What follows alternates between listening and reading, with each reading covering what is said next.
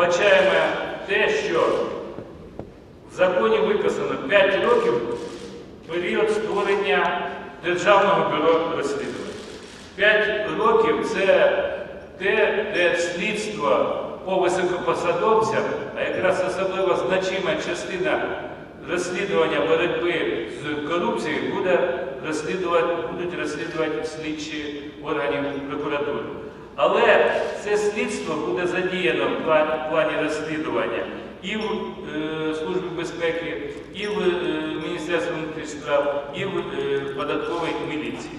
98% всього слідства, яке буде вестися на базі нового Кримінально-процесуального кодексу, це буде слідство МВС. І 2% ми так прогнозуємо, буде всього в органах прокуратури, Служби безпеки і податківців від загального слідства.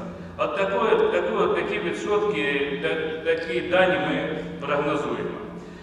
Державне бюро розслідування, на нашу спільну думку, не може створювати зразу. Навіть в 2013 рік ми не вбачаємо, щоб воно було створено. Чого?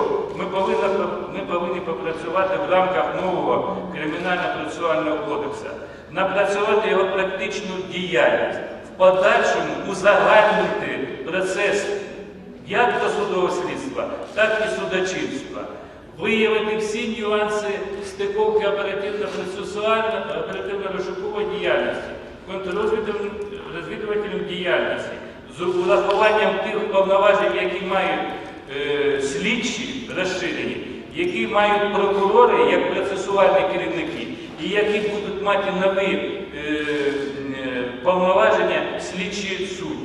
І тільки після цього узагальнення можна вийти на обговорення того, що в державі було Державне бюро розслідування.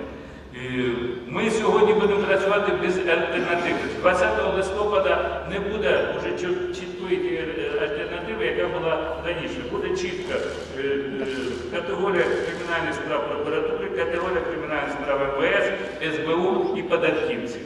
Тобто все це повинно пройти в процес узагальнення, і на наше бачення ми не повинні проявляти тут перепис.